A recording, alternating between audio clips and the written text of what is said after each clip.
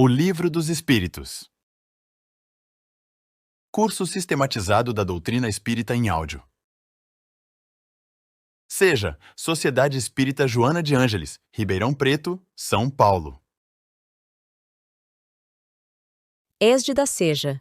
Este curso é o estudo sistematizado da doutrina espírita da Seja, ministrado pela companheira Maria José Mondim Moreira, de São Paulo, Ribeirão Preto. É um estudo das obras O Livro dos Espíritos e o Evangelho segundo o Espiritismo, através de sua narração.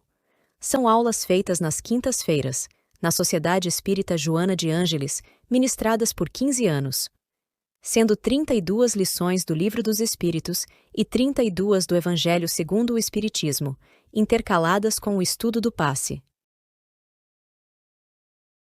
Aula 1, Introdução, Parte 1.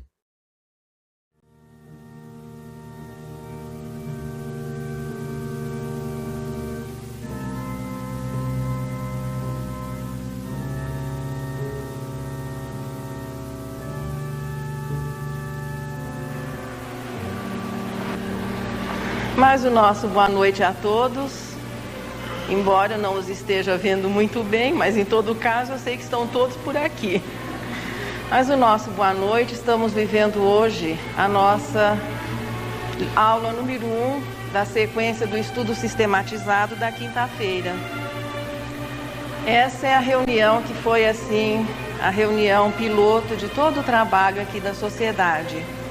A partir da quinta-feira, e já fazem bem uns 12 anos, teve início esse nosso trabalho do estudo sistematizado, e a partir dos trabalhadores, todos nós que fomos assim, através do estudo, procurando desenvolver um pouquinho melhor o nosso potencial, para que pudéssemos oferecer o trabalho da Seja a todos aqueles que têm buscado a nossa casa.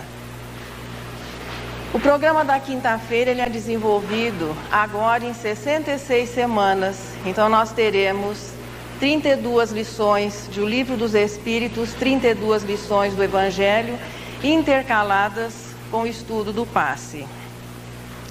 Hoje estamos começando a introdução ao estudo do Livro dos Espíritos. Por isso eu sugeriria aos companheiros que durante essas 3 semanas em que no programa nós vamos ficar nessa parte de introdução, que cada um em casa fosse lendo a introdução do Livro dos Espíritos. É uma parte muito importante, é uma parte riquíssima. É a apresentação da ideia espírita à humanidade terrestre. E depois sim nós vamos entrando nos capítulos sequentes. Por isso a lição de casa para essas 3 primeiras semanas é a introdução do Livro dos Espíritos. E aqui nós vamos rever um pouquinho a parte histórica da codificação. Nós que chegamos ao Centro Espírita hoje, muitas vezes nos perguntamos como é que tudo começou, como surgiu a doutrina espírita. Existe um levantamento histórico? Existe. Embora o material de pesquisa ele não seja assim facilmente encontrado, porque não houve muito interesse em que essas notícias se expandissem fora, de uma certa maneira, fora da doutrina espírita. Mas alguns pesquisadores fizeram esse levantamento e nós temos recursos de fazer uma revisão de como é que o espiritismo começou. A posteridade vai fazer justiça ao século XIX como um dos séculos muito importantes da história da humanidade. Nós poderíamos dizer assim que o século XIX seria aquele marco entre o primitivismo e a modernidade que viria depois. Sentimos nos trabalhos realizados a partir do século XVIII e que foram se concretizando no século XIX,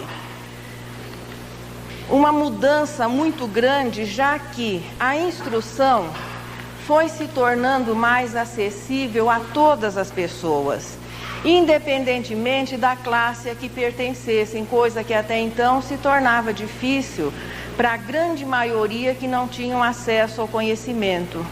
Hoje, apesar de nós termos muitas dificuldades com relação à educação, já existe uma facilidade maior de as pessoas tomarem conhecimento, se poderem preparar melhor. E a partir, veja, dessa época é que a educação foi se tornando mais acessível. Assim, colocando na instrução a solução para todos os problemas, foi o momento em que mudanças ocorreram e a filosofia ganha um novo sentido, a ciência vai se desvinculando da imposição estabelecida pela religião e a religião passa a se tornar um ideal, uma esperança e não mais a imposição de pontos de vistas estabelecidos. Apenas que as coisas não ocorrem repentinamente. E se o século XIX pôde representar um papel tão importante na história da humanidade, é porque ele próprio já era a continuidade do progresso que já vinha se desenvolvendo anteriormente. O mundo ocidental, que receberia a vinda do Consolador, o cumprimento da promessa efetuada por Jesus, já estava sendo beneficiado desde há muito tempo atrás com algumas conquistas que facilitariam a expansão da doutrina espírita quando ela surgisse no cenário terrestre. Gutenberg descobre, cria um invento que possibilita chegar-se ao livro. Depois da imprensa, houve a facilidade maior para que as pessoas tivessem acesso a esse conhecimento. A Bíblia, que até então era editada em latim, claro que de difícil alcance para a maioria das pessoas, é traduzida para o alemão por Martinho Lutero e a partir daí poder-se-ia tomar conhecimento dos ensinamentos de Jesus. Swedenborg, que viveu de 1688 a 1872, um cientista sueco, ele divulga ao mundo os seus contatos com o mundo espiritual.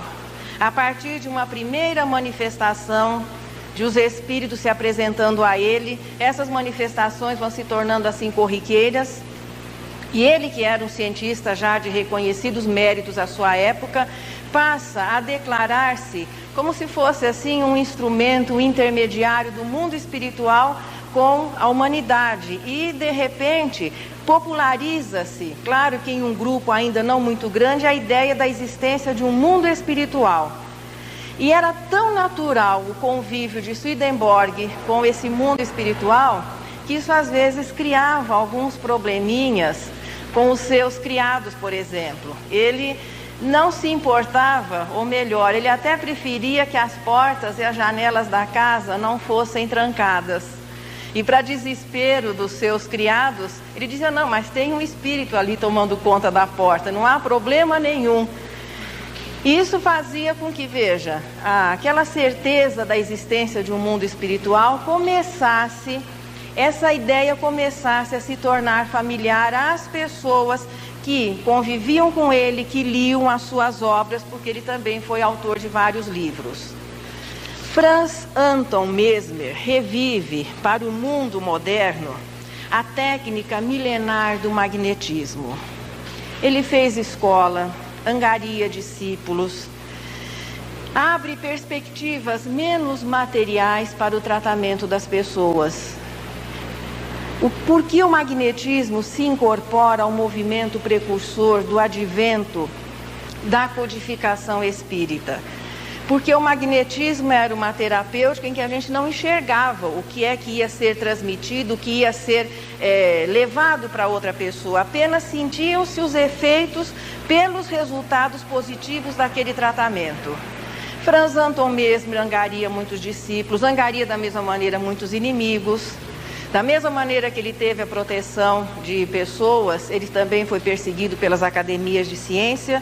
Mas uma coisa fica clara, que existia algo que podia interferir diretamente da matéria, mas que não era perceptível aos sentidos comuns, que era a doação magnética, o fluido vital, do que nós falamos tanto no estudo anterior do passe.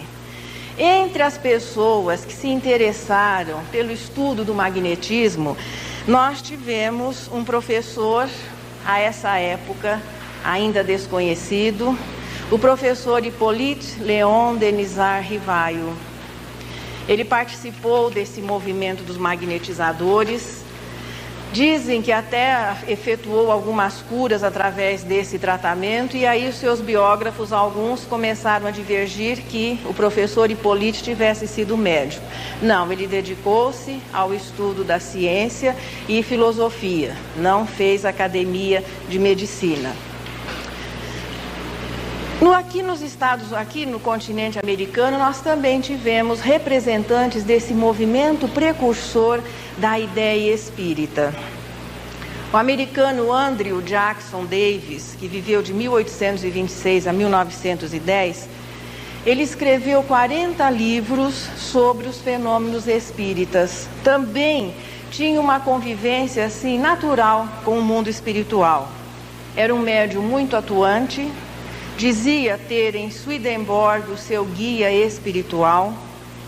Até hoje os seus livros são editados fora do Brasil. E previu no seu trabalho, ele previu também o surgimento da doutrina espírita, sendo Andrew Jackson Davis, ele recebeu o título, vamos dizer assim, recebeu a homenagem de ser chamado do profeta da nova revelação. Ainda esse autor é um autor estudado, pesquisado, acredito que não no Brasil, mas fora daqui os seus livros ainda continuam merecendo o respeito das pessoas. Ao lado desse movimento precursor, alguns fatos novos começam a surgir. Não mais através de pessoas que se destacavam, mas pessoas comuns começaram a ser ligeiramente ou muito perturbadas por fenômenos até então, se não desconhecidos, pelo menos não tão comuns. Se os desencarnados começavam agora de uma maneira assim muito ostensiva, começavam a perturbar a ordem geral, a ordem estabelecida no mundo material. Não fazendo conta ou ignorando totalmente aquela famosa proibição que existe no Deuteronômio e que muitas vezes é utilizada para dizer que os espíritas estão em contrário com as leis divinas.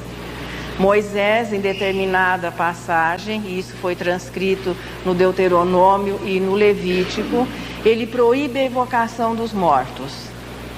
Mas parece que ali os mortos não estavam se preocupando em serem evocados. Eles estavam, muito pelo contrário, atropelando os vivos. E eram os vivos que estavam, de uma certa maneira, correndo daquelas manifestações inexplicáveis, que não permitiam dúvidas por serem ostensivas. Não existia como não acreditar quando um objeto se movimentava sem que nada estivesse interferindo para que aquilo acontecesse. Aqui uso sempre o exemplo da cadeira, né? Imagine uma cadeira dessas agora fazendo um voo aqui pelo nosso salão. Será que nós continuaríamos todo mundo sentado assim, tranquilo? Eu não ia dar para correr porque eu estou aqui me presa. Mas será que nós ficaríamos todos aqui tranquilos?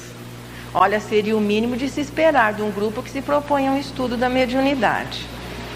Porque se um fato está acontecendo, mesmo que não se tenha no momento uma explicação, e se ele é verdadeiro, faz parte das leis da natureza. Nada que não esteja previsto nas leis naturais pode acontecer. Se ocorre, é porque faz parte das leis.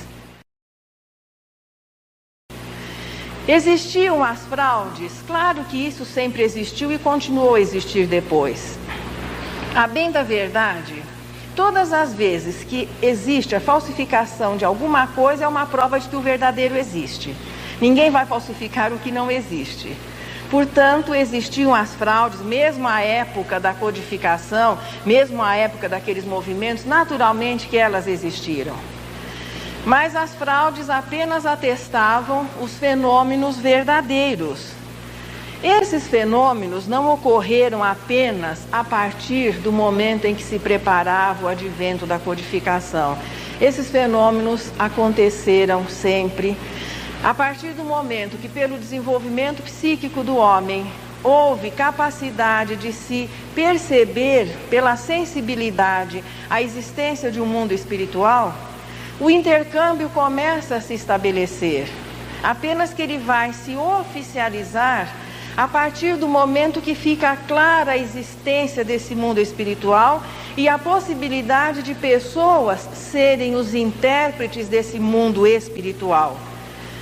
Essas manifestações fazem parte das tradições de todos os povos, existiram em todas as épocas. Apenas que principalmente aqui no mundo ocidental e a época, veja, da anterior à codificação, atribuíam-se pela influência que as religiões exerciam, pela autoridade que a religião exercia, atribuíam-se essas manifestações ou aos santos, e alguns que foram os intermediários foram até canonizados, foram considerados, foram santificados, mas a maioria, muito pelo contrário, atribuindo-se essas manifestações aos demônios, muitos dos intermediários foram sacrificados. Não se conseguia aceitar ou não se acreditava que essas manifestações proviriam de pessoas como nós, de gente como a gente, ou seja, de espíritos sem o invólucro material, daqueles que haviam tido, muitos, uma identidade terrena, sendo os espíritos posteriormente definidos pela doutrina espírita como as almas dos homens sem o invólucro material. Apenas que esses espíritos não estavam se preocupando em serem considerados santos e muito menos demônios. Não estavam se preocupando com a proibição existente no Deuteronômio, mas estavam empenhados, embora a maioria deles até sem o saberem, em participarem de uma grande campanha publicitária que despertaria a atenção da humanidade, do mundo ocidental, para a existência deles, os espíritos, naquele momento localizados no mundo espiritual, tão real, eu poderia dizer até tão concreto, porque na realidade do mundo espiritual ele é concreto realmente, e que vinham dar o testemunho da continuidade. Cessada a vida física, a alma continua a existir, continua a pensar, continua a sentir e continua a sofrer ou é feliz de acordo com a vida que levou antes do seu desencarne. Que não nos modificamos pelo fato de estarmos ou não desencarnados, mas que continuamos exatamente como somos, apenas desvencilhados da matéria mais densa, mais grosseira, que caracteriza a dimensão da vida material. E uma grande quantidade de fenômenos hoje já classificados como de efeitos físicos, já que o fenômeno de efeitos físicos tem exatamente esse objetivo: sensibilizar os sentidos comuns. Enxerga-se com os olhos, ouve-se com os ouvidos e toca-se com as mãos.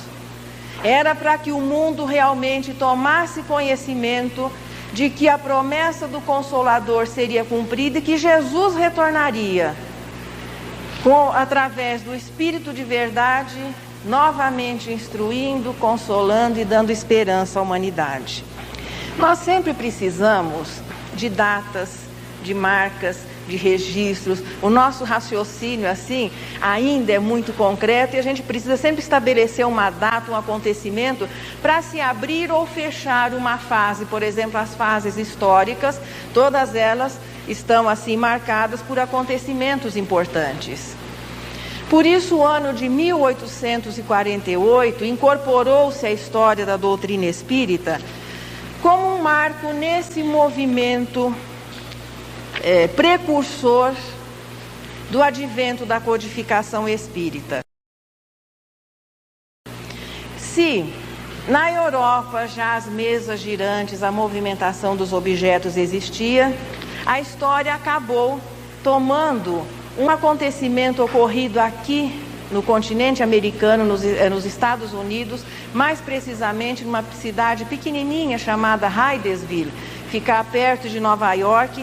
Ali no dia 31 de 3 de 1848, a família Fox, composta de 5 pessoas, os pais e as moças, Catherine, Kate e Lynn. Esse casal tinha essas 3 filhas e à noite elas estavam no seu quarto repousando quando ouviram algumas pancadas. Passado o momento do susto, a curiosidade foi maior e começaram a responder aquelas pancadas e acabou se identificando o espírito que estava promovendo aquela manifestação. E ele se identifica através, depois esse tipo de comunicação receberia o nome de tipitologia, ou seja, a comunicação através de pancadas, porque elas estabelecem um código, e ele se identifica como Charles Rosner.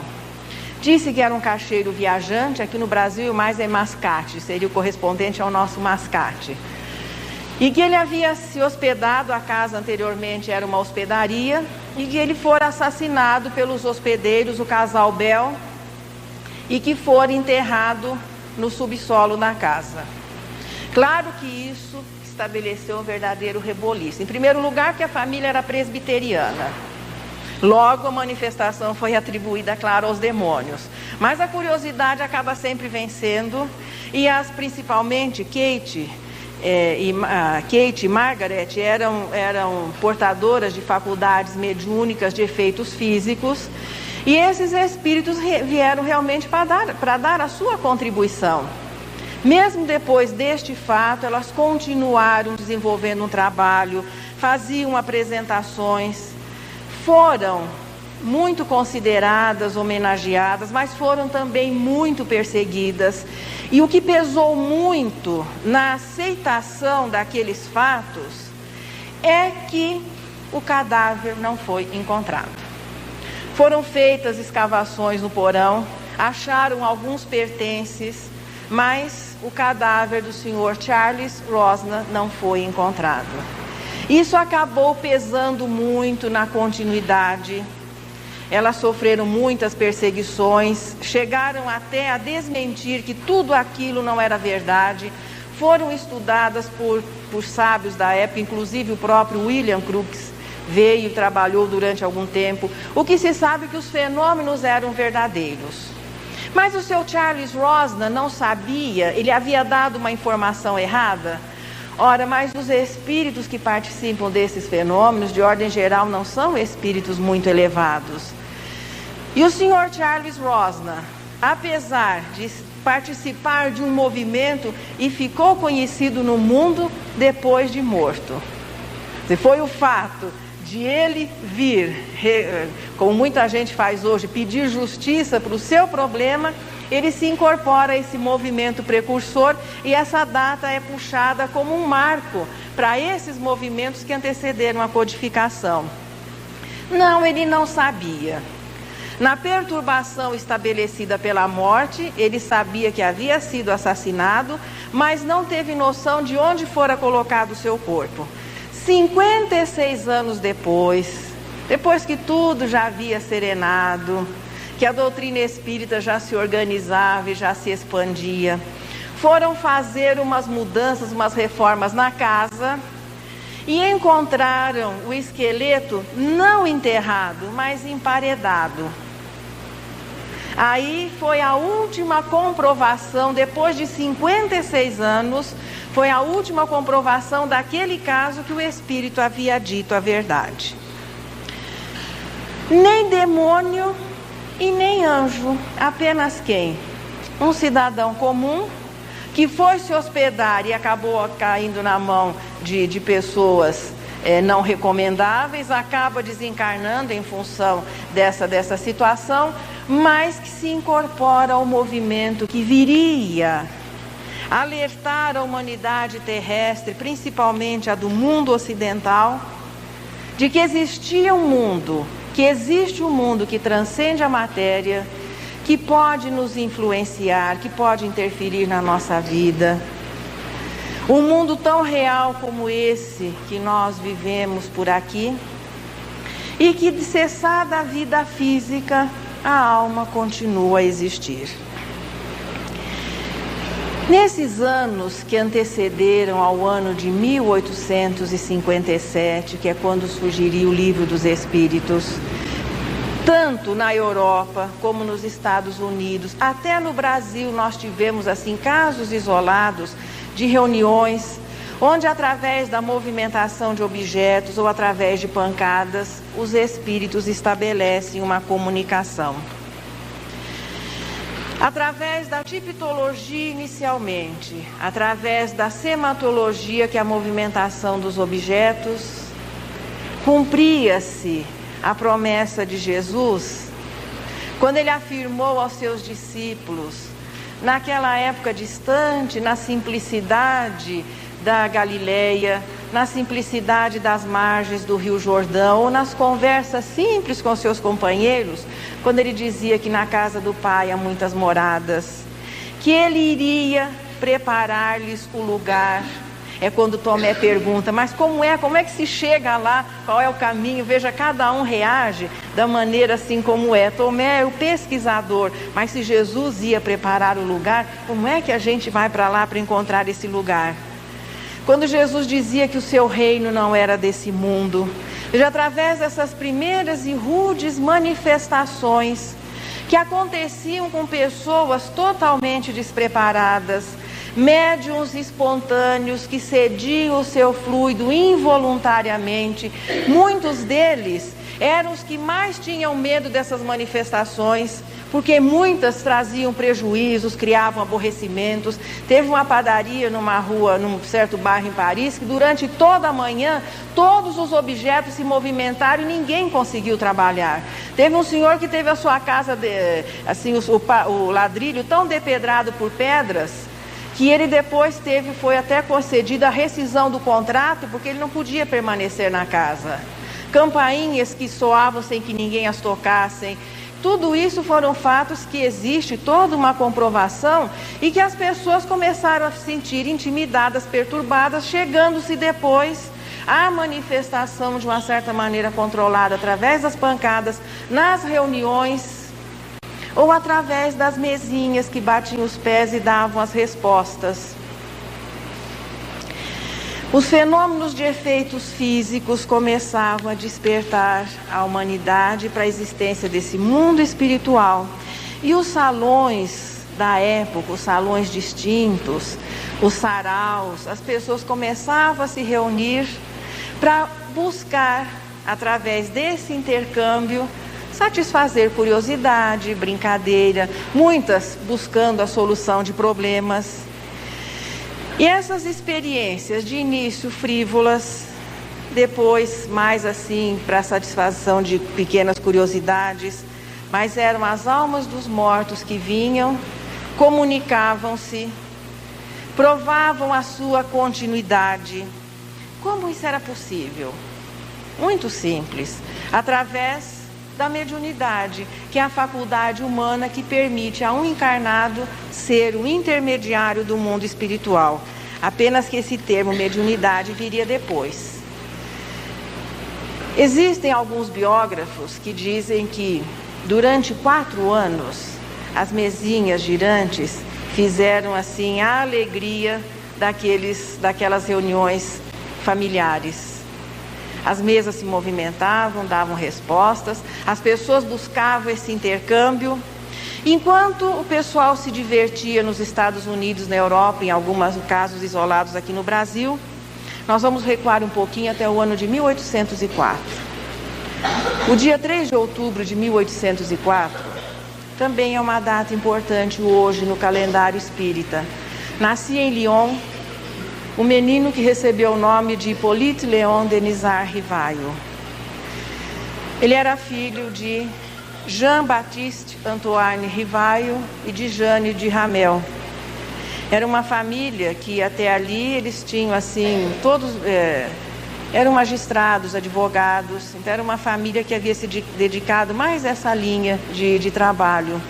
Mas o menino Hippolyte, desde bem jovenzinho, mostra tendência mais para as letras, para a ciência, faz os seus primeiros estudos em Lyon mesmo e depois a família o envia para a Suíça, porque naquela época Pestalozzi havia montado uma escola em Yverdon.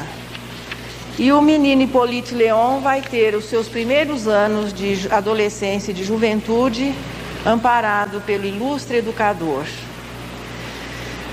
Existem situações que realmente são trabalhadas e são preparadas no mundo espiritual. Entre os trabalhos deste espírito que nós conhecemos como Pestalozzi, da contribuição que ele deixou no sentido geral à educação, houve o trabalho de ser o amparo, o apoio do codificador da doutrina espírita. Hippolyte Léon logo se mostrou ser um aluno dos mais brilhantes, passando a colaborar com o próprio Pestalozzi. Quando ele tinha que se ausentar, o jovem Hippolyte ficava responsável pela escola, era monitor de classes assim menos adiantadas a ele. E lá ele completa os seus estudos e volta e se instala em Paris. Ele se forma em letras e em ciências. Falava fluentemente os idiomas alemão, inglês, italiano, espanhol, flamengo e dizem que até posteriormente um pouquinho do português. Nós nos habituamos aos retratos de Kardec, aquele ar austero, já na meia-idade, mas dizem alguns dos seus biógrafos que ele era um jovem alto, simpático, sempre bem-humorado e muito assim descontraído entre amigos, aquela tranquilidade natural do povo gaulês, que era alguém assim bom conversador, de presença agradável. Ele retorna à França e ali ele faz sociedade com um tio e funda uma escola nos moldes daquela que ele havia sido educado. Conhece uma jovem chamada Amélie Gabrielle Boudet, era professora de desenho, casam-se. Amélie Gabrielle era 9 anos mais velha do que o codificador. A gente vê que não existiu nenhum preconceito nesse casamento. Tanto que depois ele parte bem mais cedo e a Amélie Gabrielle, que se mantém até os 89 anos apoiando a doutrina nascente. Mas eles se casam e esse tio, que havia montado uma sociedade com o Hippolyte, acaba se dando mal em alguns negócios e os dois ficam arruinados. O professor Hippolyte reinicia, portanto, economicamente a sua vida como guarda-livros, corresponderia ao nosso contador de hoje, de 3 firmas, fazia traduções e à noite dava aulas particulares para poder sobreviver. Em 1864, ele se encontra com um dos seus amigos da época do magnetismo, e o senhor Fortier lhe dá todas as notícias daqueles acontecimentos assombrosos que estão acontecendo em Paris. Parece que o único que não estava informado era o professor Hippolyte, das mesas que giravam, que se movimentavam, que davam respostas. E ele fala e convida, mas naquele momento ele não conseguiu sensibilizar. E a resposta do codificador é a seguinte: eu acreditarei quando me provarem que uma mesa dispõe de cérebro para pensar, nervos para sentir e que se possa torná-la sonâmbula. Porque a partir também do magnetismo de Franz Anton Mesmer, começa o trabalho do hipnotismo, começa a ser popularizada a técnica de hipnotismo. Portanto, já conhecidas pessoas sob um transe sonambúlico, através do hipnotismo, davam respostas, demonstravam um conhecimento além daquele que eles dispunham na situação de vigília. Em 1855, ele encontra o senhor Carlotti. Esse era um outro amigo, um amigo italiano, que talvez tenha sido mais convincente, ou o momento estava chegando, e numa terça-feira do mês de maio, o professor Hippolyte dirige-se à casa da senhora Plené-Maison. Muitas casas abriam as suas portas para saraus artísticos e, no caso ali, para aquelas reuniões onde o pessoal ia manter um contato com esse mundo espiritual. A partir desse primeiro contato, um dos espíritos que participava daquela reunião usava o pseudônimo de Zéfiro. E a partir do momento que Hippolyte, que o professor Rivaio, passa a frequentar a reunião, este espírito Zéfiro começa a demonstrar assim uma atenção particular. Exatamente porque também o professor Rivaio se preparava para a reunião. Ele já organizava as perguntas. Ele não foi a essas reuniões querendo saber se ele ia ganhar na loteria, quanto aquelas coisas todas que geralmente o pessoal vai perguntar, ou buscando às vezes solução de problemas pessoais e materiais. Mas ele começa a perceber que por trás daquelas manifestações interessantes e consideradas sobrenaturais, existia muita coisa a ser pesquisada. E o seu instinto de pesquisador, e por ser o espírito escolhido diretamente por Jesus para a realização daquela missão, ele começa a aplicar, claro, o método de pesquisa. Leva as perguntas preparadas, Zéfiro vai lhe dando respostas muito mais inteligentes e interessantes do que aquelas que eram oferecidas aos outros. Isso naturalmente vai fazendo com que as pessoas que estavam buscando diversão, ou que estavam através de a solução de problemas, comecem a se afastar, e os que deveriam chegar-se para o trabalho vão se reunindo. A família Bodin, que também participava dessas reuniões e que tinha duas jovenzinhas, Caroline e Justine, que eram consideradas, não existia o termo médium ainda, mas as pessoas que participavam desses trabalhos começaram a perceber que existiam alguns que eram assim mais sensíveis, ou melhor dizendo, que quando eles estavam presentes os fenômenos ocorriam. E já houve uma seleção daqueles que eram os sensitivos ou os sensíveis. Esses eram aqueles que, através dos quais o fenômeno ocorria. Na família Bodin existia Caroline e Justine, e a família já tinha 20, segundo alguns autores, segundo outros 40 cadernos conseguidos através do quê? Das pancadas, depois da cestinha de bico, com respostas diferentes daquelas frívolas que aconteciam, mas já tinha um trabalho iniciado, e eles passam tudo isso para o professor Rivaio. A esse material ele vai juntando os da sua própria pesquisa. Os espíritos começam a lhe dizer que ele teria uma missão a realizar, uma missão muito importante, e um deles, que usa o pseudônimo de Espírito de Verdade, lhe diz que era o seu guia, e que 15 minutos a cada mês, por 15 minutos, ele poderia conversar com ele. Eu fico imaginando que a gente vê no trabalho, no passado, a firmeza dos profetas, aquela firmeza que essas pessoas demonstravam, com poucas coisas que eram oferecidas, aquela fé realmente do tamanho do grão de mostarda que Jesus fala. É o caso do professor Rivaio. Era um trabalho totalmente novo, que fugia das coisas estabelecidas da própria ciência que ele conhecia. O que naquele momento a ciência tinha para lhe oferecer como conhecimento, ele já detinha. Mas o que estava acontecendo ali era diferente. E lhe diziam que ele seria um elemento muito importante, teria um trabalho missionário, e o chefe lhe diz que estaria à disposição 15 minutos no mês.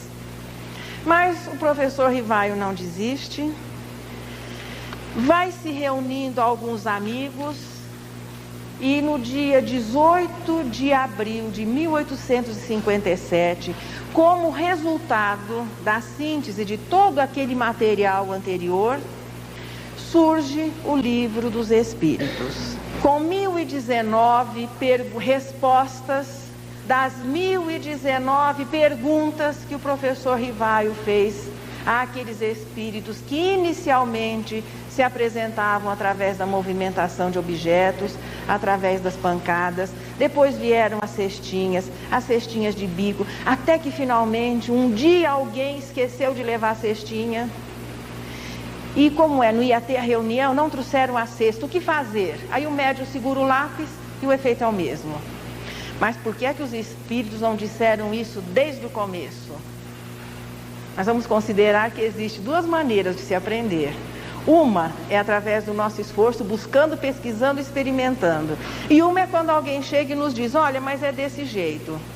Para que alguém possa chegar e nos dizer que é de uma maneira diferente, nós precisamos ter tentado pelo menos a outra. E a espiritualidade, Deus nunca nos vai poupar do trabalho que nos leva ao progresso.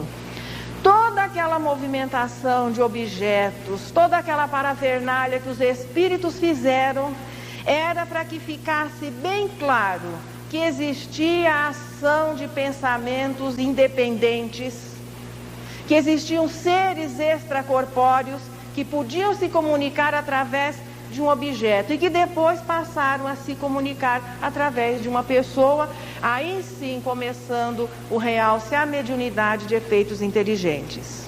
Mas os espíritos que inicialmente se apresentavam através dos efeitos inteligentes sugerem, dos efeitos físicos, melhor dizendo, sugerem, dizem a Kardec que o livro já podia ser colocado à disposição, que o trabalho estava sendo encaminhado. Dos salões dos amigos, as reuniões passam para a casa do próprio professor Rivaio, mais tarde passariam à Sociedade Parisiense de Estudos Espíritas. A pergunta que abre o livro dos Espíritos é interessante, né?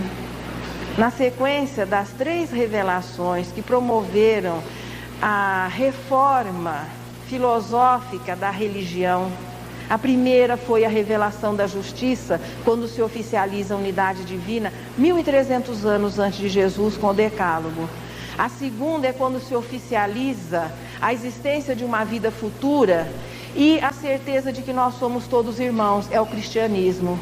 E em 1857 viria a continuidade, a certeza, a oficialização da existência desse mundo espiritual e a caridade como norma de comportamento. O livro dos Espíritos, portanto, como nas revelações anteriores, tem início com a ideia de Deus. E a primeira pergunta que é selecionada para fazer a abertura da terceira revelação é: que é Deus? E os Espíritos oferecem a síntese mais simples, mas a mais profunda de todas elas, de todas as definições de Deus: inteligência suprema e causa primária. O Decálogo é iniciado com a oficialização da unidade divina. Eu sou o Senhor vosso Deus. Jesus sintetizaria o cristianismo no amor a Deus e o amor ao próximo. E a terceira revelação começa na definição da divindade, que é Deus, que era a necessidade do mundo naquele momento. Inteligência suprema, causa primária. O dia 18 de abril de 1857, portanto, é a data maior da doutrina espírita. E tenhamos a certeza que no terceiro milênio vai ser devidamente comemorado. Feriado. Só que aí vai ser um feriado diferente. Naquele dia nós vamos doar o nosso trabalho em benefício de outrem. Não é feriado para ir para casa dormir. É feriado para agradecer, porque o livro dos Espíritos tenha vindo a responder às perguntas mais urgentes que a humanidade veio trazendo, que foram sintetizadas naquelas 1019, e nós fomos devidamente informados que somos espíritos. Acredito que a maioria pensou, mas que novidade, todo mundo sabe que é.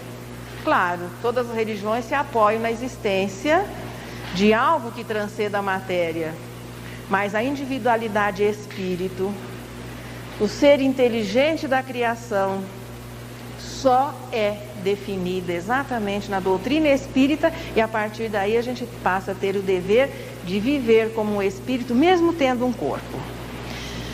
O trabalho do professor Rivaio, e a partir de agora nós vamos chamá-lo por um outro nome.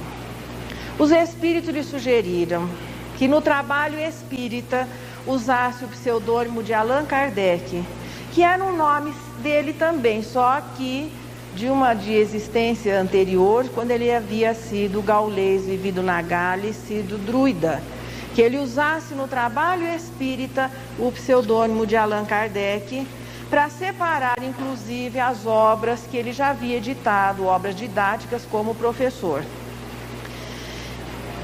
O dia 1º de janeiro de 1858 também é uma data importante para a doutrina espírita. Foi lançado o primeiro número da Revista Espírita, essa que hoje é vendida em fascículos. Era a doutrina espírita transformada numa linguagem assim mais acessível, se popularizando através do jornalismo, e a Revista Espírita começa a ser editada. O dia 1º de abril de 1858 é fundado o primeiro centro espírita na crosta terrestre, a Sociedade Parisiense de Estudos Espíritas, num esquema assim totalmente diferente dos demais templos religiosos, porque ela já é fundada como uma sociedade. Os estatutos da Sociedade Parisiense de Estudos Espíritas fazem o fechamento de O Livro dos Médiuns. Veja, 18 de abril de 1857, o Livro dos Espíritos. 1º de janeiro de 1858, primeira edição da Revista Espírita. E 1º de abril de 1858, a Sociedade Parisiense de Estudos Espíritas. A partir daí, o trabalho de Allan Kardec se tornou cada vez mais intenso, porque ele centralizava todas as questões, todas as perguntas, todas as comunicações. O pessoal mandava material, ele era convidado para fazer entrevistas, enquanto isso as outras obras iam sendo delineadas. A doutrina espírita surgiu de um modo totalmente inverso das demais filosofias religiosas. Ela não partiu de um ponto para se expandir. As informações dos espíritos convergiram para o codificador. E ele passa a analisar, a organizar, a classificar espíritos diferentes através de médiuns totalmente estranhos, de lugares e países diferentes, de uma variedade muito grande de informações. Chega-se à unidade estabelecida pelos princípios. E esse trabalho foi o trabalho principal do codificador. De todas essas mensagens, de todas essas comunicações, o corpo filosófico da doutrina espírita vai sendo delineado através dos princípios, todos eles harmoniosos entre si. Princípios esses que são a unidade divina, a imortalidade da alma, a reencarnação, a comunicabilidade, a lei de causa e efeito e a pluralidade dos mundos habitados. Mas os espíritos, o professor Rivaio preparava-se com a sua Amélie Gabrielle, a quem ele chamava de Gabi, para uma mudança muito sonhada por ele. Ele tinha uma preocupação, porque a ideia espírita estava assim, fazendo seguidores, como foi o cristianismo de início. Não eram todas as famílias que aceitavam, mas alguns membros dessa família. E ele se preocupava com os idosos que eram espíritas e que depois, quando passavam a ser dependentes dos mais novos, e que não pudessem, por exemplo, às vezes continuar com o seu trabalho ou com a sua crença. E o grupo formou um tipo, não seria um asilo, mas era uma vila, a Vila Seguir, e ela é composta de várias casinhas, e o codificador ia se mudar para uma delas, ele e a sua esposa. Então ele esperava terminar os seus dias, claro, tranquilo junto à sua esposa, nesse local que receberia outros idosos também, aqueles que na velhice quisessem viver nesse abrigo para que pudessem continuar sendo o quê? Espíritas, por compreender as dificuldades que muitas vezes essas pessoas estavam enfrentando no seio das famílias. Ele estava com a mudança pronta, livros encaixotados, a casa meio desarrumada, quando em meio a esses preparativos, rompe-se o aneurisma cerebral e a alma deixa o corpo físico. Era o dia 31 de março de 1869. Amélie Gabrielle havia saído para fazer compras e quando ela retorna, ela encontra o marido caído no tapete, caído na sala, nem no tapete, o tapete estava enrolado, eles estavam de mudança. Ela sai e pede socorro, a pessoa que vem primeiro é o pai de Gabriel Delany, que eram vizinhos, e ele tenta no desespero daquele momento reanimar Kardec através de passes magnéticos, já que eles eram participantes do trabalho dos magnetizadores. Mas apesar de todo o empenho do Sr. Delany, o codificador havia partido, retornando à sua verdadeira pátria, a pátria espiritual, e temos a certeza, dando continuidade ao trabalho. Amélie e os amigos continuaram a manter firme a bandeira que ele havia levantado. Dizem os historiadores que ela era uma figura assim frágil, miúda, 9 anos mais idosa do que ela, ele parte e ela continua até os 89 anos, centralizando todo o trabalho de divulgação da mensagem espírita. Na próxima semana, nós estaremos vivendo agora alguns comentários acerca da introdução de O Livro dos Espíritos e alguns flashes dos bastidores que hoje não foi possível devido ao tempo. Por que é que Kardec foi o escolhido? Como é que ele foi o escolhido? Alguns espíritos contam uma coisinha. O que eu posso adiantar é que Humberto de Campos afirma ser ele um dos antigos discípulos de Jesus. Na próxima semana nós vamos descobrir esses detalhes. Conteúdo de qualidade, divulgando a doutrina espírita.